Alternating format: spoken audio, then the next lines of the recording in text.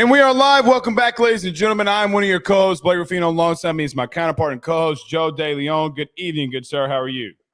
I'm doing great. I'm doing even better after I realized this week that we are 5. Is my math correct there? 5 Saturdays away from week 0. I gotta be real with you. I see so many people saying we're 6 weeks away. And I keep saying to myself, like, how dare you disrespect week 0? I know. I mean, did we forget last year when the great Georgia Tech upset a 2-10, what would be a 2-10 Florida State in Ireland? Exactly. We need to remind ourselves that week 0, it's not a sexy slate this year. You know, we don't have the brand power of a Florida State in a situation like that to bubble up like we had this past year. And then the year prior, we had USC playing, and there were a lot of headlines. We had Notre Dame playing against Navy, which was fun. We got to freak out over them smoking. Yeah, Navy. remember you called them a playoff team. They were a 2-loss team that year. They were 3. They were a 3-loss team that year. Well, I blame Sam. Yeah, it's not a big slate. I think the big one, ironically, the Big 12 gets to be in the face of everybody because Iowa State and Kansas State face off. But the problem is it's at 11 a.m. Now, that one's in Dublin, Ireland as well, so it's not as bad. Hawaii plays every week 0 because of their schedule, and that's fine. But the slander, and by the way, just throwing this out there, we got a Dan Mullen sighting in week 0. So I'm not. Ooh, I forgot about that. I am very intrigued as to, look, Joe, we're 5 weeks away. Here's something else as well. For majority of your teams, not Kansas State and Iowa State, you start next week. Actually, you start this week because it's Sunday. Joe, we're a week away from camp starting and reporting on a Monday. That's the biggest part that I'm excited about is we're turning the page this week on media days. And I think that this week it's so perfect that we've got ACC Big Ten this week after the chirping that started in Big 12 media days, the chirping that happened last week at SEC media days. And now we've got 2 conferences with similar but different interests that are going to just build this whole thing up even more. And then, as you just said there, camp starts. There's going to be so much that we get to talk about once camp starts of, who's standing out, what are the rumors coming from said teams on quarterback battles. That I'm very intrigued on, which I'm sure we will have the opportunity to kind of do some check-ins on the Ohio State situation, the Notre Dame situation. There's just so much that can change in the next 3 weeks. Fastest offseason I can remember. I'm just going to say that. I felt like, well, it has been pretty fast because when you got a lot going on. You had the draft. I had college baseball. It did move pretty quickly. Here's what I'm going to ask you. I said we were going to talk about it at the end, but let's just briefly. Anything that you're anticipating from the Big Ten and ACC this week in reference to media days?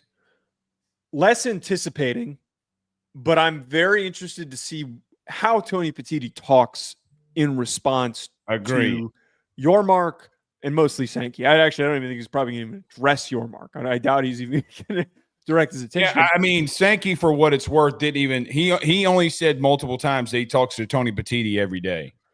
Right. The reason why my attention's on this is because, and we mentioned this last week, Petitti's not like this super vocal, aggressive message deliverer like Greg Sankey is. When Greg Sankey gets up to the podium, everyone kind of stops. Even when he was introducing the coaches, you kind of stop and go, I wonder if he's going to say anything. Petitti, we barely know what he sounds like. He's just not this like as boisterous. He's just not as loud. His voice doesn't carry, I feel like, as much as Sankey's does. So I'm curious if maybe his tone changes. I think what will actually be like on the Wednesday show, we'll probably, after things are kind of coming to the close, I bet we'll be saying that Jim Phillips is a lot more vocal than Petitti. I bet we've got like a bigger quote from Jim Phillips than we do from Tony Petitti. Hot take. I want to hear, not a hot take at all, actually. I want to hear Tony Petitti tell me why he wants the AQ model. But I want to hear it come out of his mouth. Mm-hmm. Listen, I keep hearing from people, and we're going to talk about the playoff here in just a minute because Eli Drinkwitz said some crazy ass shit this past week at SEC Media Days. But I want to hear from your mouth. Sell me on it. Sell me on why I should back an AQ model. Really and truthfully, and let's call it what it is. Joe, this past week on AYS, I came out here and said I thought that this SEC Media Days was the most significant SEC Media Days probably in the last half decade. Yeah. The reason I said that was for two reasons. Everybody kind of pushed back on me about, well, what about Texas and Oklahoma joining? That didn't really matter. What mattered is what happens to the 16 teams in the SEC. Are you going to 8 conference games? Are you going to 9 Are you going to stay at 8 conference games? You're going to go to 9. I got to hear Greg Sankey of why he doesn't want to do either. Why he doesn't want to go to AQs. Why he doesn't want to go to 9 conference games. Half of his league plays games outside of the SEC against massive Power 4 opponents. I get all of that. Tony Batiti's verbiage has got to carry weight so that we come to resolution. Mm-hmm. I think that we will all be okay regardless of what happens. But here's the thing. He's got to show that he's not going to back down, and he's got to show that he can swing punches too. So I got to be real with you. Tomorrow, I am glued in. I am ready to go for Tony Batiti. Sell me on the AQ model because right now you have not sold me. Being mute has not won anyone over. It has pushed people away. Joe, why wouldn't, I guess his non-verbiage, why would you want an AQ model? Please tell me. So if there's anything for me, and by the way, I don't listen to anything Jim Phillips says, if I'm being honest. I don't listen to anything. I got to be honest. I really don't, because you're him and your Mark. Let's call it what it is. You're playing second fiddle for what everybody else wants. And I don't mean that in a derogatory way. There's nothing that you're going to say that other than getting yourself pub and getting yourself a headline. This comes down to Greg Sankey and Tony Batiti, and we got Sankeys. Now it's time to get TPs. I do agree with you on that. And that's kind of what I'm saying is that, like, I feel like Phillips does actually say a lot of notable things, but nobody really pays as much attention. I think your Mark's word carries more weight than Phillips's does. But the problem with your Mark, and I see already people in the comments, the problem with your Mark is you don't stand 10 toes to Jesus. You back up more than he backs up more than Deion Sanders in the mid-90s when he's trying to get after something. Joe, he backpedals on everything. Wait. But to your Mark's defense, though, he has, and at one point, early 2000 or mid-2000s-ish, there was speculation that the Big 12 was going to dissolve and people were going to leave to go to the Pac-12, that Texas and Oklahoma might. Well, early 2010s. Yes, so I forget the exact timeline. He has bolstered the crap out of the standings and the teams in that conference, just in terms of the teams that are in it. ACC, and that's one thing where we haven't even brought this up. I want to hear Jim talk about this damn Florida State Clemson situation. You need to answer, because you haven't talked about this. We need to know, do you think he won? I don't think that they did. And we mentioned that when we discussed it. Yeah, I mean, that's true. But again, he backs up. Joe, 3 weeks ago, we came out here and said that your Mark was backing the 5+11 model. Mm-hmm. 72 hours later, he came out there and said maybe AQs is the way to go. He is very. We did it on this show 2 weeks ago. I mean, come on. Yeah. Again, look, I'm going to be tuned into ACC Media Days just like we were tuned into the Big 12 Media Days. And we talked about we talked about the Big 12. We talked about the SEC, and we're going to talk about both of these. I need Tony. Here's the bottom line for college football's health. We need Tony Batiti to stand firm and stand up for what you believe in. And guess what? Sell me. It's like, what's the movie with The Wolf of Wall Street? Joe, sell me this pen.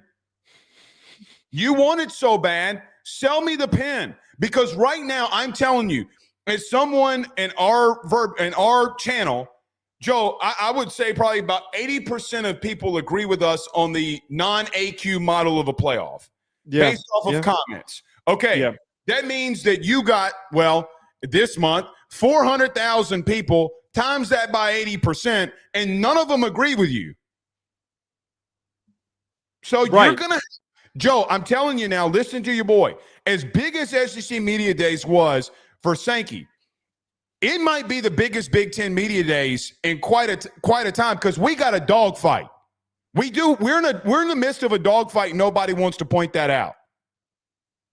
It is a fight. And I think that we're starting to see, and this is kind of what I was getting at earlier. We're starting to see as this whole thing is starting to build up, and this is where the buildup kind of like pops off at the end of the week after the last person who gets to respond gets to weigh in, which is Petiti. By the way, kind of like from a Notre Dame fans. By the way, they're in here right now. Notre Dame fans. There's 3 of them. You do not want the AQ model. No. You don't want it. No, because if we get if there's an at-large model, it opens so many more opportunities. It makes it so much easier for Notre Dame to get in. Notre Dame fans should be fully open in supporting the 5+11 model. They should not want the AQ model. So you can have you can have no hiccups. If you're Notre Dame, you can have 0. Stay with me. I'm being dead ass serious. You can't do Northern Illinois again. Not if you do an AQ model. You know why? Because Joe, in the AQ model, they have playing games for these conferences. If Notre Dame is sitting idle and Bama beats Georgia, Texas beats LSU, or LSU beats Tennessee, and you're sitting idle, and then you got the Big Ten, let's say Ohio State knocks off Oregon, or Oregon knocks off Penn State, or God forbid, Penn State knocks off Oregon in these playoff games. Joe, you're going to be on the outside looking in. I hope that Notre Dame fans realize that is the truth, that they can't support this AQ model because there's multiple opportunities for teams to earn bids into the playoff from conferences with mediocre resumes. If Notre Dame goes 11-1, they could be on the outside looking in if that loss is as bad as the Northern Illinois one. Just a random note, though, by the way, I don't know why Big Ten Media Days are in Vegas. It starts at 1 p.m. Eastern time, so noon Central time. So just a heads up there that it's going to be wrapping up right when we're starting the show. So just a random note there. Tony Petiti already off to a bad start. I don't know why it's in Vegas. It's so stupid. Central location for West Coast and Midwest teams. Is it though? No. Like it should be in Indianapolis. Like that's in the middle where everyone is. Damn it! Like what are we doing? It's a good little town too. It's built for conventions and things like this or not town but city. It's built for handling all these people for the convention center. The way that it's set up. Video this week this from yesterday of the people in Vegas walking down the strip and it was empty. Did you see it? I can send it to you if you want. People started quote tweeting it saying, "Oh wait, this is what happened when the Big Ten shows up to town." I'll send it to you. It's not all me. Right. I did not say that. Here's the other. I thought it was fun. The other stupid part. This is the weather in Vegas this week. Today it's 104. Monday it's 100. Tuesday it's 98. Wednesday it's 99. Thursday it's 100. That is dry ass heat too. That's not good. That's not fun heat. Dumbass decision by Petiti and the Big Ten to put that thing in Vegas. Makes no sense. I don't either. Brian Browning, I can send you in the chat. I can send you the video of Greg Sankey literally coming out there saying that he does not agree with the AQ model. So you can argue with me all you want to. I have a video of him saying it. Yeah. So anyway, all right, Joe, let's get this. Speaking of playoff and speaking of media days, Eli Drinkwitz, the head coach of Missouri. Oh, hold on. Pause. Everybody do us a favor first. Hit the like and share. Share to all those groups if you're on Facebook and to all those social media pages. You're watching us, listening to us on YouTube. Like, subscribe, notification bell. Wherever you listen to podcasts, rate, review, and subscribe. Joe, this past week at SEC Media Days, Missouri head coach Eli Drinkwitz was at the podium and was asked by Pat Forty, and as Eli Drinkwitz made a little snarky comment about him being from the Missouri Journalistic School of Integrity, Pat Forty asked about the upcoming playoff, in which Eli Drinkwitz responded the following. Over 44% of the NFL makes the playoffs every single year. If college football wants to be fair and equal, we should do somewhat of a same model. My commissioner is not going to like this because he's not going to go for this at all. But it's of my opinion, if you're going to do percentages, we need a 30-team playoff. Joe, sometimes we got to stop giving people platforms to talk about stuff like this. And Eli Drinkwitz is one of them. It would have been one thing if he said, listen, if you're trying to go like the NFL, you would have to do 30 teams. Considering that he stood on it, backed it, and then took to Twitter after he had a meeting with Commissioner Sankey and then backtracked is absolutely insane. But number two, Eli Drinkwitz, before the playoff comments, was making comments and jokes about the RFK assassination and the Epstein files. This man gave 0 Fs. He did not care. He was arrogant as all get out. And I think that when he walked up there and was asked about the 30-team playoff, he did what he thought was best for the University of Missouri. I do not agree with him in the slightest. I honestly think we need to reduce the playoff numbers, not increase them. Joe, what makes college football great is its uniqueness on Saturdays and being able to have a bunch of care. Do you agree with Eli Drinkwitz on this 30-team playoff? Okay, so before you yell at me, I need to let me kind of go through this. You bring up a good point that it's kind of hard to take him seriously when he opened up joking about the Epstein files. Yeah, like all that stuff. Like it was a little hard to take him seriously when he brought this 30-team playoff concept up because he's smiling through it and you almost don't even know if he's joking or if he's serious. I think the logic that he presented, Blake, is true, but I do not like the concept of an expanded playoff. Here's why. What he said is accurate. That the NFL has a larger amount of fan bases engaged in their league for the final weeks of the year. You get those crazy graphics on the screen where they'll have a 5-12 Giants team that's in the mix or something crazy like you don't even know how in the final few weeks. Teams and their fans think that they have a shot. In the college world, we have so many teams. We have so many programs. And there is a hope to tap into all of that in order to increase viewership, in order to get more money in an era where now it is getting more and more complicated to pay players. So for him bringing this up, yeah, I mean, mathematically, he's right.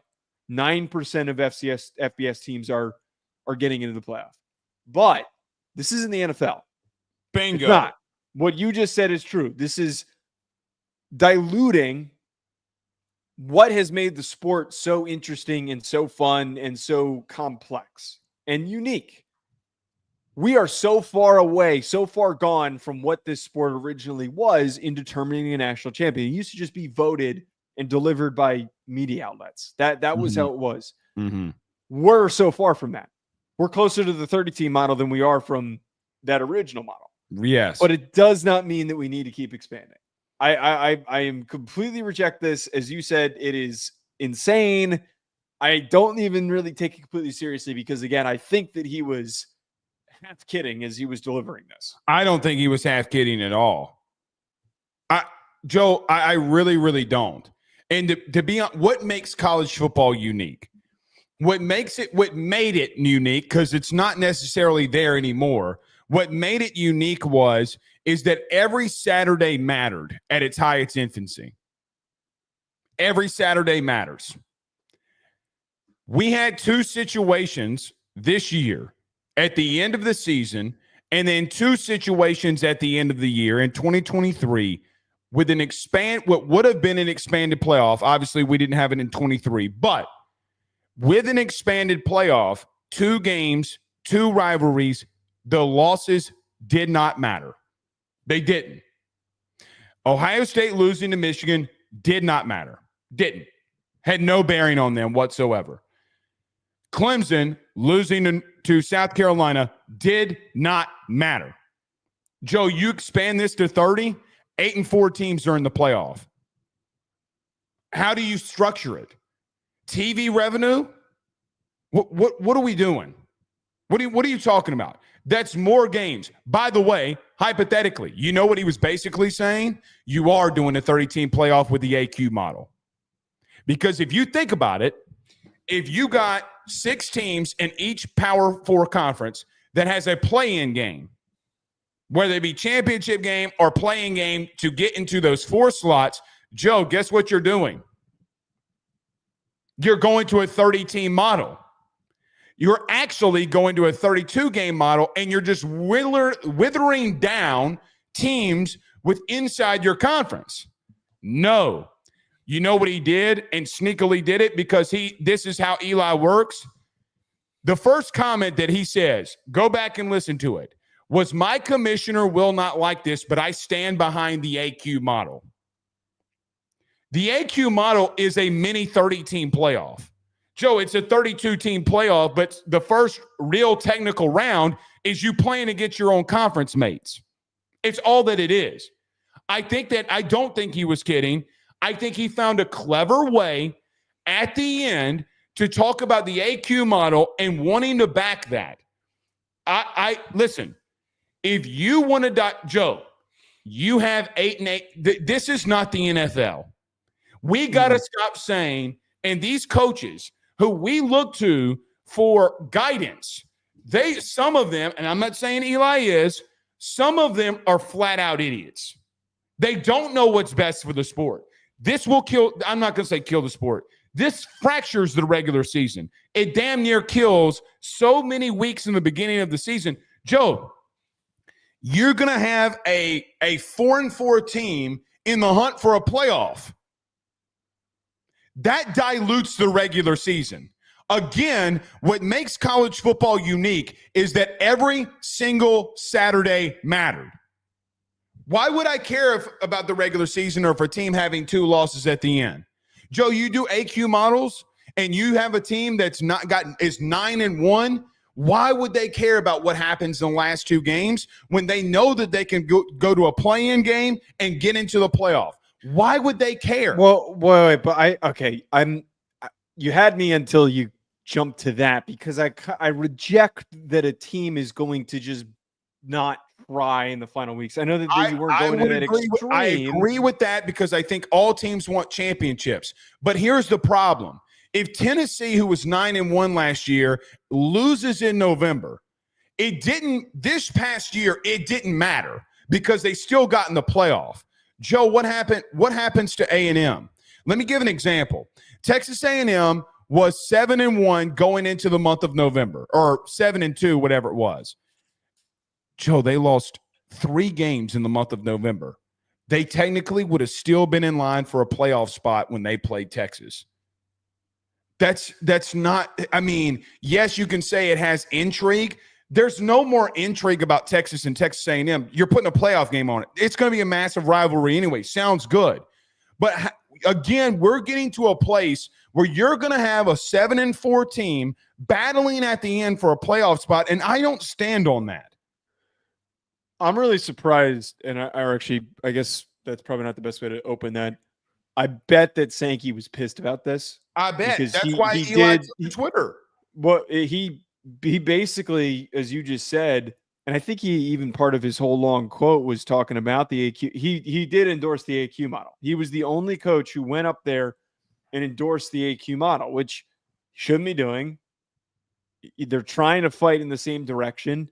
If you finish in the top half, of the SEC, or no matter what, you're going to get into the playoff. Like if you finish in the top 6 teams in the SEC, you will be in striking distance the same way that you would be in striking distance if there was an AQ or if there was at large.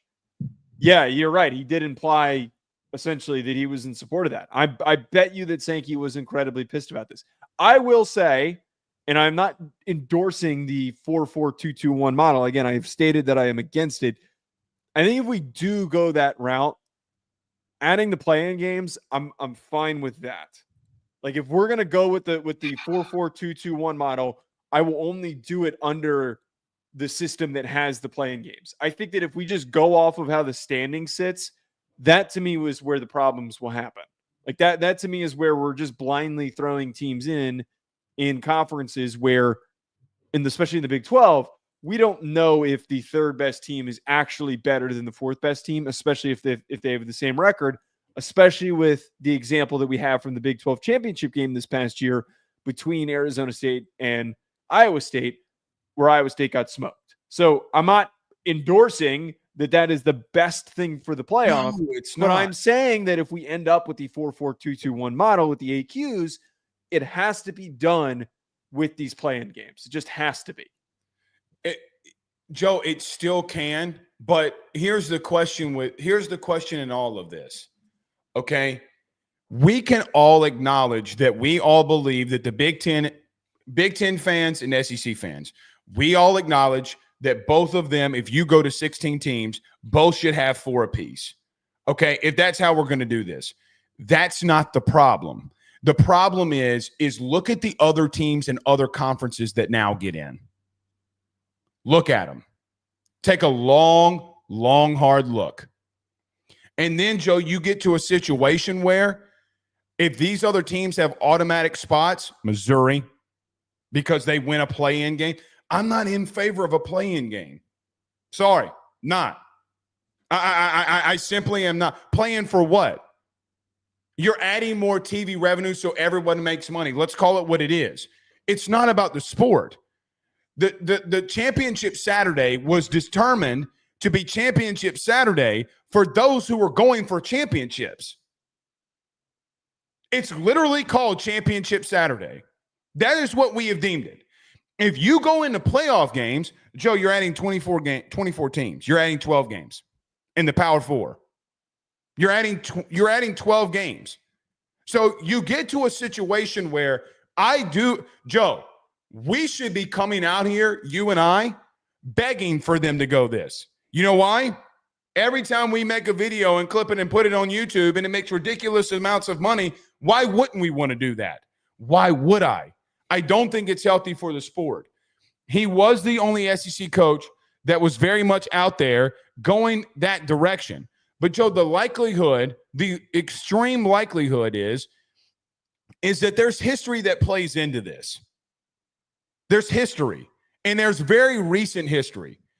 Again, somebody's going to have to explain to me how South Carolina can beat Clemson and it doesn't matter. Nobody seems to want to answer that question for me. And then guess what South Carolina's got to do then, Joe? They got to turn right around into a play-in game against an opponent from their own conference. If it would have been this year, hypothetically, it would have been Bama again for them. So when you go to Iowa State, Arizona State, who we're talking about next and doing a deep dive on them, you go to the ACC. I don't agree with any of this shit.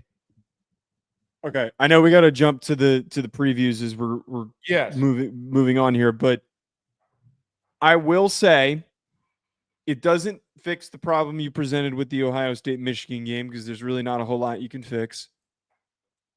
I think that the 5-11 model absolutely alleviates some of the problems that were created by that South Carolina-Clemson game because now there are no auto bids to buys.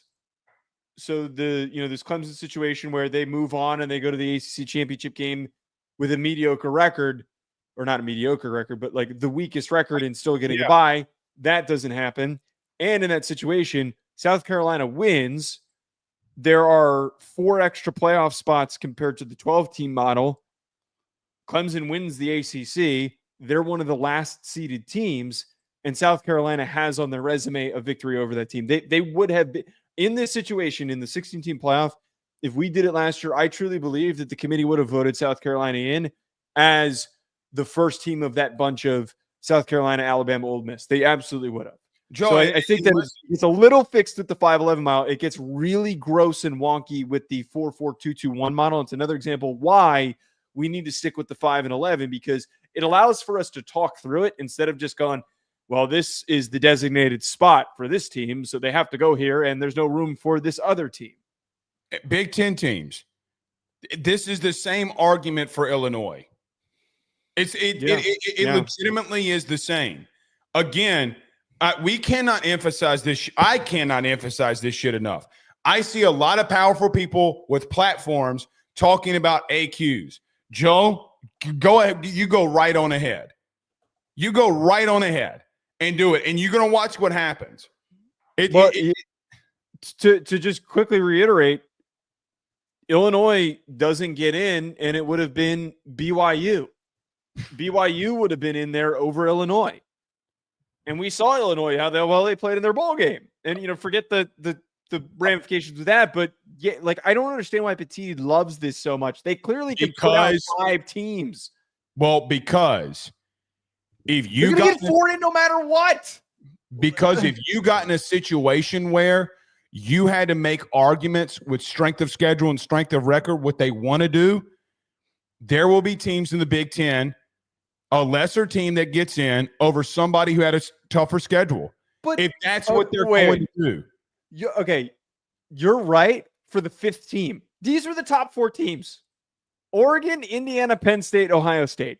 Indiana, maybe there's a chance that things could have gotten a little weird with them. They still probably would have gotten in. Agreed. But it feels like at this point we've just reached the spot where no one wants to admit that they're wrong, so they're just refusing to compromise. Golly, that's a statement and a half right there, bud. That's we need a mediator. We need someone to mediate this. To your point, very quickly, you just laid out the perfect scenario. Hey, Illinois. Hey, South Carolina. Hey, Bama. Hey, Big Ten and SEC. BYU gets a spot over you, and you're doing this because you want equality. Joe, when you and I used to strap up the shoulder pads and strap on our helmets and put in our mouthpiece, equality went out the door. Because when I crossed that white line, it was about whipping your candy ass, turning my boot sideways, shining that son of a bitch up nice, and whipping your candy ass for 4 quarters. I mean, can we, if I have to hear the word equality by one of these commissioners one more time, I'm going to lose it. And it's going to feel like a political rant. It's not a political rant. What is sports? It's to prove who's better than the other. I mean, good Lord. But people take it in a political context, which it's not. I'm not trying to do that. No. But I do love how you manage to say what is sports. What in all seriousness, what is that? That is the most peak July conversation that you could have made on this freaking show. It's hilarious. That is funny, but you get what I'm trying to say. Oh, I know what you mean. I think that we're trying too hard to. Okay, but by the way, Brian Browning needs to relax in the chat. I just opened it really quickly, calling people the R word and stuff, and I'm not reading all these messages, dude. You gotta relax. Watch this. Well, watch this. Okay.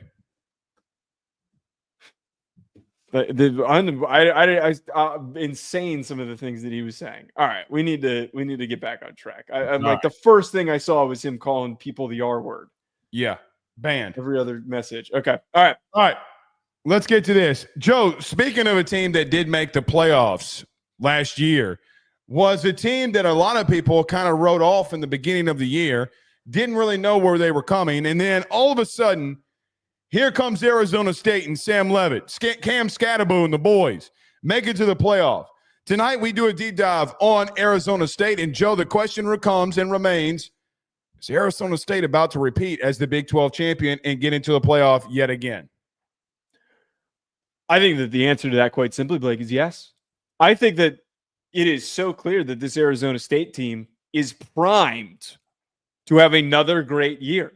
And while it's easy to question if they can repeat it without Cam Scatterbo, last time we doubted them, it was a huge mistake. They are one of the teams that's returning with the most returning production in the conference. They are the most experienced Big 12 team, fourth in the country in returning production. They have 4 returning starting offensive linemen. They have 4 returning starters in their secondary. Keith Abney is a guy that a lot of people in draft circles are really hyped up at corner. Jordan Tyson is very hyped up at wide receiver. But most importantly, like I love Sam Leavitt. I love watching this kid play. I think that he is the prototype of a quarterback that can make plays with his legs, that can improvise, and shockingly, despite him being classified by a lot of people as a risk taker, barely turned the ball over last year. Was not a interception prone guy. Was very smart and decisive, except for the game against Texas. So, Blake, I throw it to you. Yeah, right? Yeah. Right. I'm gonna double check that, but I believe it was just the one at the end of the game. Mm-hmm. I throw it back to you of why would I pick anyone else? I mean, Texas Tech's on right behind them, and we talked up Texas Tech for what they did this offseason. But man, this Arizona State team could not have done a better job and could not have a more talented roster in the Big 12 of all conferences for them to go out there and dominate. My pushback has zero logic, and it's got all witch magic. You ready? It's the Big 12. That's why. Because stuff gets goofy. So all the voodoo and witchcraft that you could pull would be the reason why some of these Joe, let's call it what it is. On paper last year, going into the season, everybody was talking about how Utah was going to walk right into the Big 12 and dominate. Now, on this show, if you remember, please go pull up a Utah big deep dive. The question that remained between you and I was the health status of Cam Rising. And if he does come back, then great, but he's been out for a while. And what are they going to do at quarterback? Arizona State, and getting back to them, by the way, Arizona State, who was picked last to finish the conference last year, won the damn thing. Joe, they were picked last, and they won it. So you got Sam Leavitt. He comes back, a guy that's got a 24-6 TD to touchdown ratio. Joe, his coming out party, regardless of what anybody wants to say, was the Texas game. It wasn't even some of the throws that he made, and I know that Tyson was out, and they battled their asses off. The thing for Sam Leavitt, and starting off with your quarterback situation, is very simple to me. Is number one is how he moved and how athletic he was inside that pocket. Joe, I haven't seen that in a minute, if I'm being honest. He surprised the athleticism with Colin Simmons, with Moore, and everybody surrounding him. Joe, he made play after play. The one shaking Anthony Hill in the middle of the field, getting the first down, going down, getting them into overtime. The dude is a flat-out baller. And let's call it what it is. Joe, there were a lot of people trying to poach him in the offseason, and he returns to Arizona State. What a win for Kenny Dillingham and company. Where I'm going to push back a little bit offensively look, man, Cam Scatterbo was your heart and soul. Yeah. And so when you don't have that guy, what do you look like? Does Sam Leavitt take a massive leap? Joe, you and I both probably agree that he is. I do think they're going to be a different team, though. I don't know if their focus and emphasis is on running the rock as much as they did. Now, I know they bring in Udo from Army. I think it's Udo. Okay, yeah. Udo from Army, 1,100-yard back from a season ago. I'm sure he can be the next version of Cam Scatterbo. It's not what I'm trying to say. However, you brought up some interesting things. If Sam Leavitt is the quarterback that we think that he is and he takes that next step, what's very interesting to me is, Joe, you bring in Jalen Moss.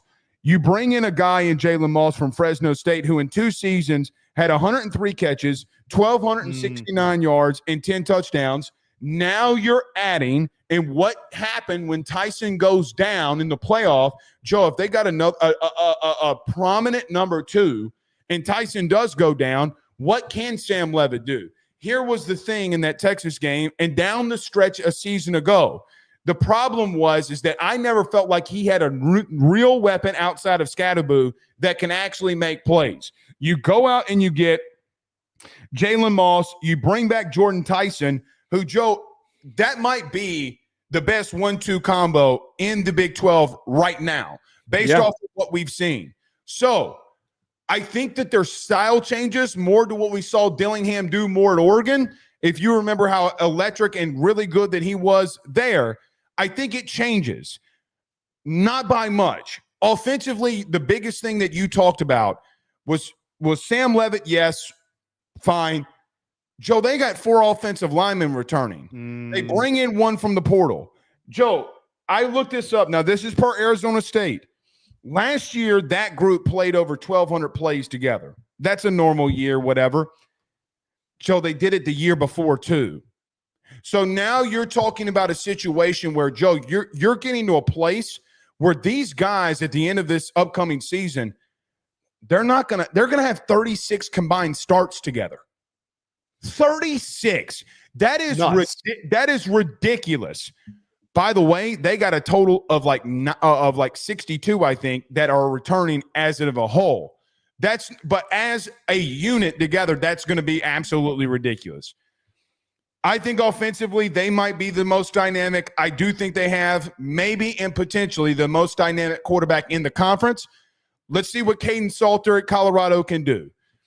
But what he did at the end of the season turned a lot of heads. And Joe, a lot of people, because of all the returning production, as you mentioned, in the secondary, defensively as well, Joe, on paper, they might be even more dangerous.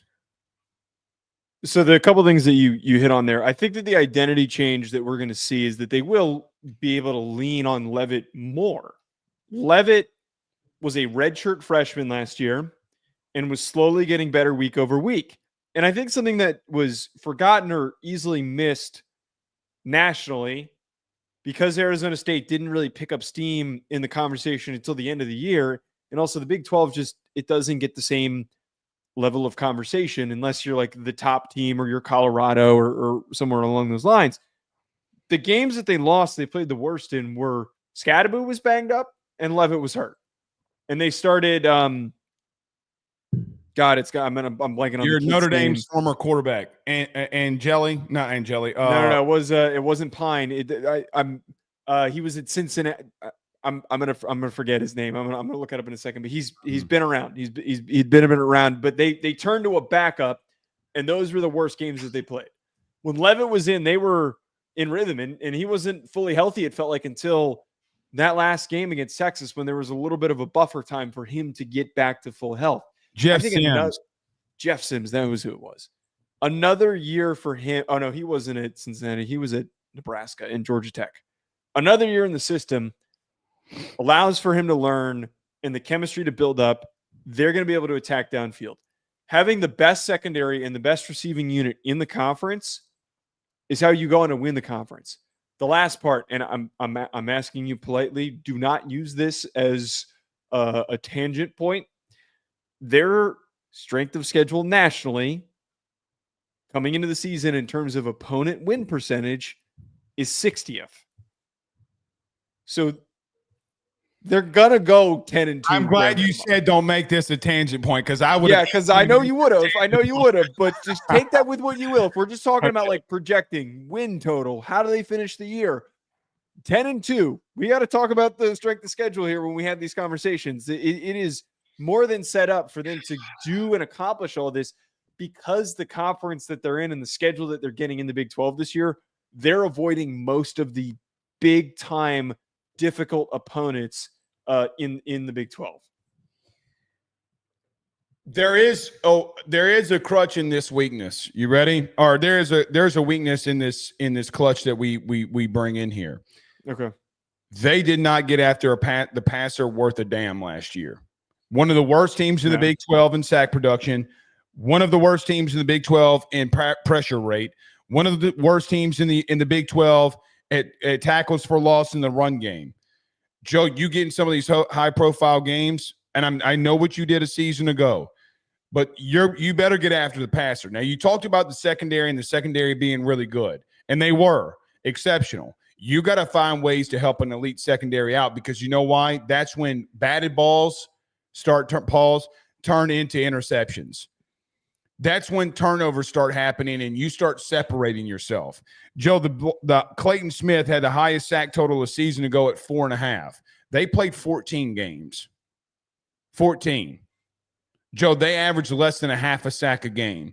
You better figure a way to get after the passer, or some of the quarterbacks in this Big 12, with some of the pieces that you have, you go up against Texas Tech, you let Caden Salter sit back in the pocket, you let some of these teams who are starting to evolve in the Big 12 to some extent, and you let them sit back there, you're going to get eaten alive. It doesn't matter who your secondary is. I do favor Arizona State right now. I think Texas Tech is on the come up. I think those two are on a collision course to win this thing. Maybe Colorado with a leap play from Caden Salter or Juju Lewis can maybe make a run here. I don't know. But, Joe, defensively and offensively, they got the most production returning, and Cam Scatterboo walked out the door. You're bringing in an 1,100-yard rusher. I think that they got talent all over the place. I think that I would favor them in the Big 12. If you had to ask me right now, I do have some reserves. Let me say this too. Arizona State fans, do not get mad. Joe, remember the beginning of the Texas-Arizona State game? Texas opened up a can of whoop-ass in the beginning. Yep. They absolutely opened up a can of whoop-ass. And in Texas fashion, in straight Texas fashion, like they did all year long, they played to the level of their opponent the next 3 quarters. Plus, it's a great building block to build off of. When I'm saying that you're a playoff contender, does not mean I think you're a national title contender, and I think there's a massive difference. So, you hear all the things that we're talking about here. I think you can win your conference and make the playoff.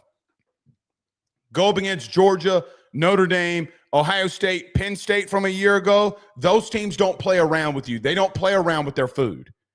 They don't. Oh, Notre Dame lost to Northern Illinois. Ohio State lost to Michigan. That sounds good. The problem with that is I think that those teams even have, to some extent, a little bit more talent than they do, Joe, on the fronts. This defensive line did really good in the run game a year ago in certain situations. But, Joe, during the season, before the playoffs started, they were 84th in the country in rush yards allowed per game. Yes, you did good against Texas and all of these different outlets. Let's not mistake some of the issues that you had in your front seven a year ago, too. I do agree that, that's where my attention ran, was how does the defensive line play? They have to be better. You can survive in the Big 12 without, a really elite defensive line play, just because you're not going up against a lot of teams that have really good offensive lines. But as you mentioned, there's all these quarterbacks now this upcoming year that I think are going to be tremendous. A bunch that we're probably not even going to get to for their team previews. Josh Hoover, Sawyer Robertson, great player. You mentioned Caden Salter. There are Devin Dampier from Utah, we will talk about Utah. There's a lot of talent, so they have to be better in that area. I'll stir the pot a little bit. I think it is plausible for them, if they reach the playoff, that they can go from just being a playoff team that almost pulled off an upset. Depends who they get. If they're one of the lowest seeds and they play Texas this year, no, I don't think that they're going to beat Texas. I don't. I don't want to hear anyone go we almost beat them last year. The Texas team is going to be better. Texas team is going to be better this year. But if they caught they caught Indiana, or I'm trying to think if there was any of the back end SEC teams. They play SMU. If they played SMU, or if they played maybe Miami, those are teams that they could plausibly beat. If Sam Leavitt went off the way that he did and didn't turn the ball over, they could win those games. Unrealistic for them to win any of these matchups with any of the top 6 seeded teams. Anyone in the back end, though, it's possible. We'll see. I'm not there yet. All right. Titan with a $2 super chat says Utah will make a Big 12 championship run. We'll talk on Utah in a couple of days here. Their quick preview, their offensive line is insanely good. Who's their quarterback? Devin Dampier, who's transferring in from New Mexico, who had one of the most productive seasons for a G5 quarterback last year. He's fast as hell. He's small. Caleb Lomu and Spencer Fano are going to be first-round picks on their offensive line. So that's just the one stipulation that I'm putting out. Like when we talk about them, that's going to be the big Arizona State. anchor Then that's point. a problem for you. They got them in the middle of the season. They got to get after them. That could be a tricky game. Do you want to get to Arizona State schedule? Or do you I'll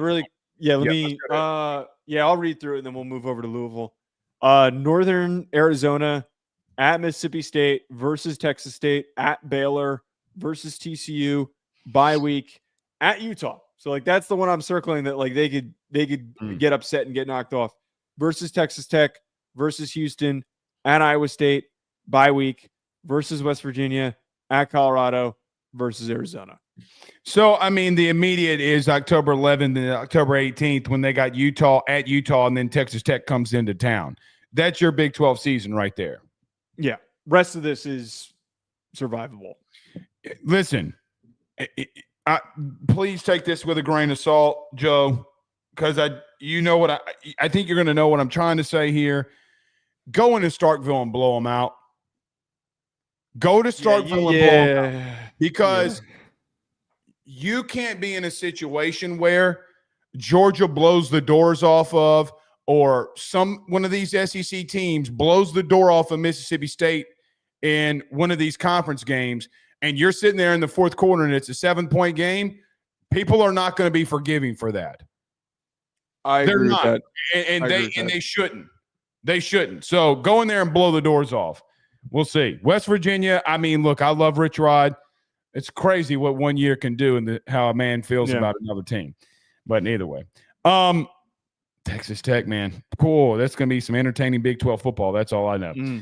Joe, we wrap it up here with another deep dive as we go into the ACC and we talk about the Louisville Cardinals, the third year for Coach Jeff Brohm, who's been there since 2023, had 2 really productive seasons in Louisville in his first 2 seasons at the helm in Kentucky. Joe, when we go into the 2025 season after Jeff Brohm has 19-8 in the first 2 seasons at Louisville, how do you see this one playing out for the Cardinals here in 2025? A couple of points, and then I've got a very serious question. I trust Jeff Brohm because he is a brilliant offensive mind.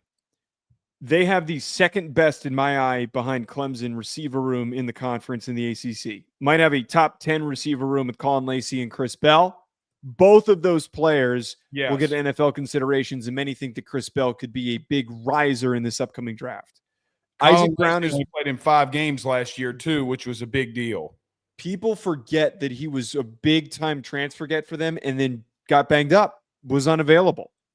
Isaac Brown is one of the most explosive and intriguing running backs in the country. 5 100-yard games last year. First ever freshman running back at Louisville to go over 1,000 yards. They are second in returning production in the ACC, only behind Clemson. So there is a lot of talent coming back. But the question I now ask, because their success, to be just very blunt, it is on the shoulders of Miller Moss. Yes. If Lincoln Riley couldn't get the most out of Miller Moss, why is Jeff Brohm supposed to fix him? Because Tyler Shuck happened.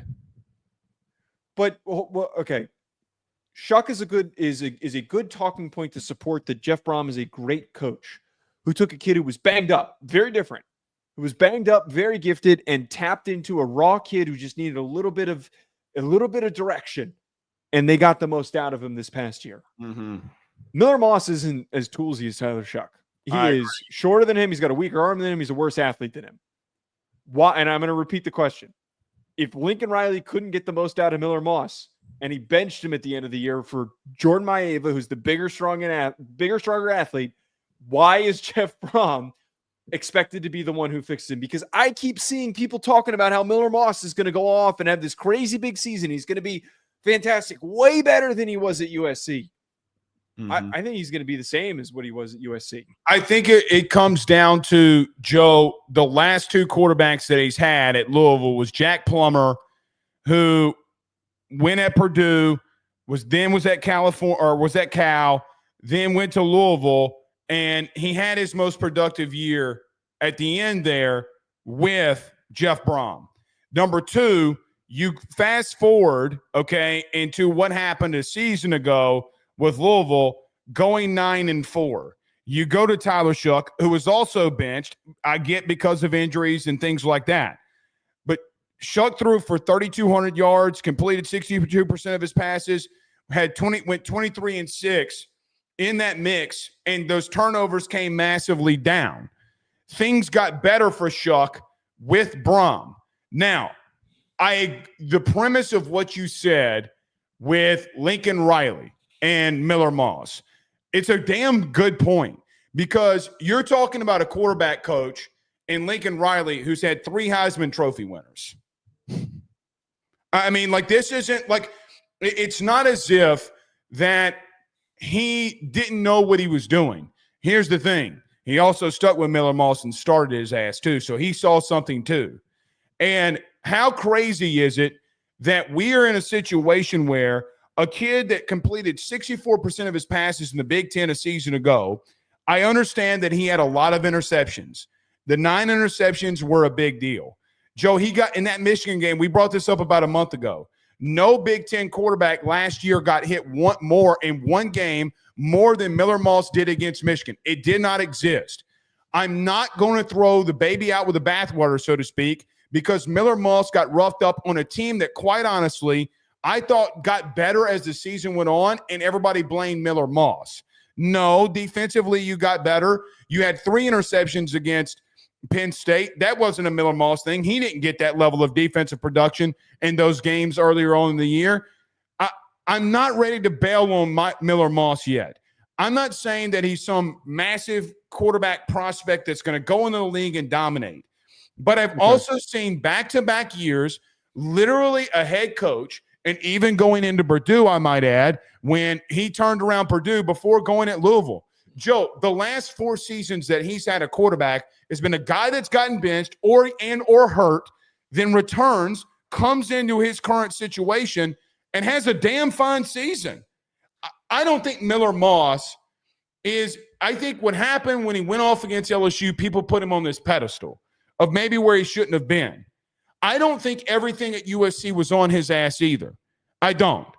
So I get to a place where I am intrigued by Miller Moss. But here's the other question. Joe, what is Jeff Brohm seeing him? Because if Lincoln Riley stayed with him and ultimately had to bench him, if Jeff Brohm saw something in him, a lot of people think that those two guys develop quarterbacks better. I remember, what's his name on here's the quarterback on ESPN, the guy who ran out of bounds for Detroit. Orlovsky. Talked about being at Louisville for a week and thinking that Jeff Brohm was one of the best quarterback coaches that he had been around. So, again, I'm not ready to throw it out. Now, here, I've kind of combated you in all this, but here's the truth. You damn right it comes down to Miller Moss, because you got weapons. You had arguably, Joe, one of the best wide receiver cores in the Big Ten a year ago, and you couldn't get enough production out of them. I mean, Lemon and those dudes are really good wide receivers, are really good athletes, along with McCray, the tight end. You had some pieces, and you couldn't get it to them. Now, you brought up something else. Jalen Moss. We're not talking about Arizona State. You bring back Collins, or you bring in Collins from NC State. You bring in Hurry as well. You have Chris Bell that returns, and you bring in Bobby Golden. And you talked about last year with Lacey only playing those 5 games when he went off at South Alabama the year before. They got weapons. It's not really an excuse for him. I'm not ready to throw Miller Moss out yet, because I still think Jeff Brohm is a really damn good head coach. Let's see what happens there. But, Joe, even if he takes a small step forward, let's just say he turns those turnovers down. Instead of 9 interceptions, he's got 6 for whatever it's worth. I think that there's workable pieces here with him. I think he can sustain. That's what I think. I don't know if they can win the ACC with him. I think that's – Joe, they brought in 27 transfers. I mean, I don't know what we can make of anybody on anything on any Louisville team, not named Isaac Brown at the current moment. So I asked you that question because, and I think that you're in agreement with me. I asked that question because I think there's naturally a lot of hyperbole when we talk about quarterbacks, and we talk about quarterbacks that are jumping into this Brohm incubator. And I think you are correct that there's clearly something that he did see in him. He is not the typical mold of quarterback that he has tapped into over the last couple of years. Fair. That is fair. I'm bringing up that question intentionally because I think that we need to deliberately temper our expectations. What Miller Moss was at USC, I am not stating that he was a liability. He was just, most importantly, not the guy for USC to reach their success. Needed a guy that had some sort of a tool or trait that they could lean into. And the minute that Maeva stepped in, USC fans, we talked you guys up, and you guys agreed with me about Maeva and some of the stuff that we talked about. When he stepped in, that offense felt like it was a lot more dangerous. Miller Moss changes locations to a different offense where I don't think he needs to be as much of a physical weapon. He just needs to get the ball out quick. He needs to be deliberate with his decision-making. I think he is going to be fine this year.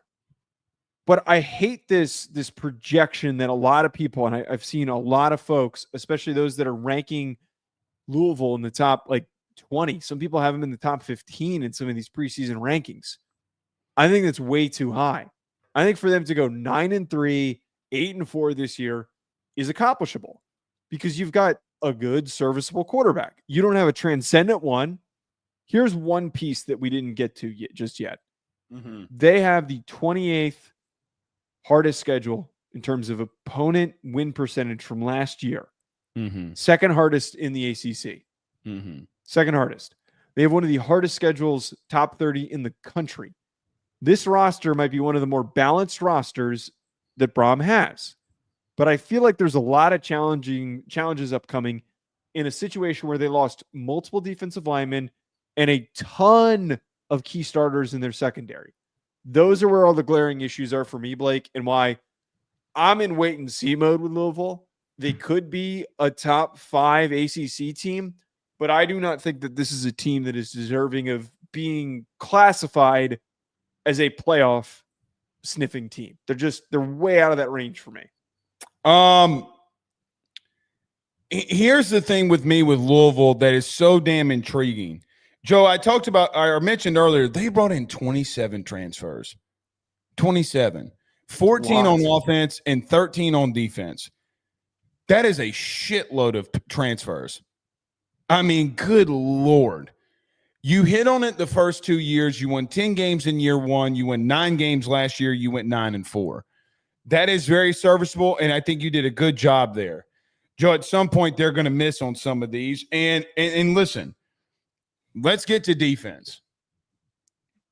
Joe, they might be replacing their entire defensive line to some extent, and they might be replacing majority of the 5 that you'll see back there. 4 of them are going to be transfers at any given point, if not all 5 total. The problem is that Brohm has done it the first 2 years, and he can do it again. The other problem that I have is that I've seen multiple teams do this year in and year out with the portal and get busted. You just flat out get busted for having to do this. Joe, they brought in Wesley Bailey. They brought in Clev Lubin. Now, Clev Lubin was the big one that they got in the offseason.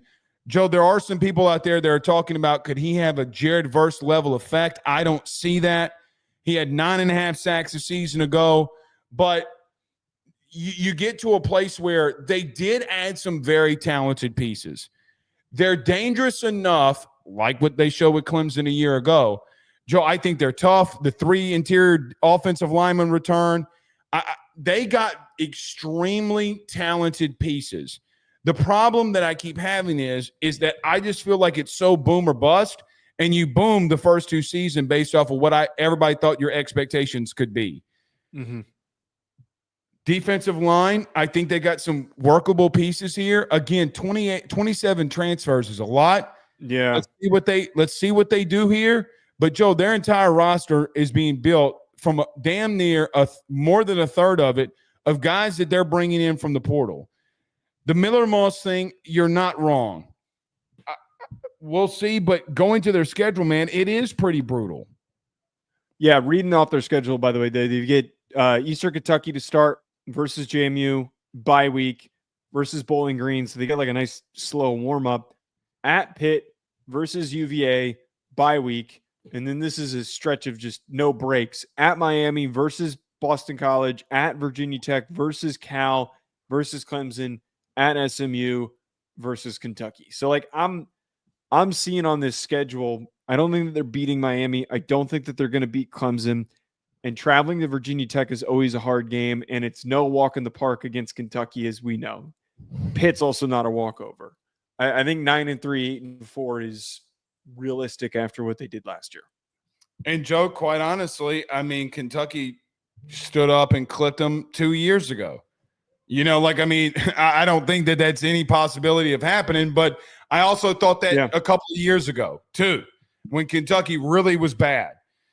At SMU at the end of the season, and then you have Clemson. Both games in the middle and end of November. Joe, it's workable. Like, even if you lose to Miami or you lose to Pitt, maybe it's a workable schedule. The end of the season is, do you have attrition? What does Miller Moss look like? And you got, I mean, two really talented teams. I agree with you that, look, I think a couple of these could be toss-ups. Like, I think we feel like they're beating Virginia. I think they could beat Boston College. I think they could beat Cal. I don't think Virginia Tech going into there is as daunting as it once was, if we're being just blunt honest. But it's not an easy schedule for them. I just don't know where to put them. I don't. Joe, they're a game away from last year from having a situation where they could have been in discussion for needing to be in that ACC championship game. Again, does SMU fly under the radar here? I don't know. So we'll see how that transpires. But I even look at their situation a season ago. They played Notre Dame on the road. They lost to SMU at home by a touchdown, 34-27. But see, Joe, the problem was that they got clipped by Stanford at the end of the season. They had 3 road games in a row. They beat down Pitt. They beat down Kentucky. I just don't know if Brohm is going to be able to do that. By the way, Bell was the wide receiver that went off at the end of the season when they started clipping a lot of these teams down the stretch. They did go 4-1 down the stretch, and Joe, they could have been in the ACC championship game a year ago. They could have been. They were the team that beat Washington at the end. So, again, at the end of the year, they played at one of the higher levels for ACC teams. Joe, I got to – you know what? Screw it. I'm going to push back. I think they do deserve to be a top 25 team. I do. I mean – well, to be top 25 is fine, but like they're not. I don't think they're winning the ACC. No, they're not winning the ACC, and they're not going to be a playoff team. They shouldn't be removed from those conversations. Very fair. The problem that I have, for SMU, Joe, they get Wake Forest, they get Stanford, they get TCU, they get Missouri State, they get Boston College, they get Cal. So remember when we were talking about 8 or 9 conference games, you told me not to go on a tangent? That's 6 of their conference games, besides Missouri State. So 5 of their conference games. What are we doing? So again, let's see what happens. I'm on the Brohm train. By the way, best playbook in college football 26 is the University of Louisville. Is it? It's not remotely close. I use the Shannon Dawson Miami one. That one's fun. I do tell you. You know what playbook is actually really fun too? That I just switched. LSU's playbook is actually pretty badass. I refuse to accept that. Okay. I refuse to accept that. Is it spread? It's a power spread. The problem is they call it power spread, and bro, I reject that. If I played you with that at LSU playbook, I'd smoke you. I'm telling you right now, Joe. The last time we played, you got your ass whooped. It was the first time We were two of the first people to play the game. And here's the thing. Here's the crazy thing about all of this. I came to New York a year ago and whipped your ass. I was not even on my own turf. I have logged more hours on this game than you have. Don't you dare try and talk this crazy to me. Don't do this to me. I'm just telling you. You played Madden. I hadn't played a video game in decades. Madden was nothing like NCAA 25. It was nothing like it. It's the best win that Georgia got all season last year was the one I provided them at the beginning of the year. Yeah. All right. We'll see y'all soon. Y'all have a good night. Peace out.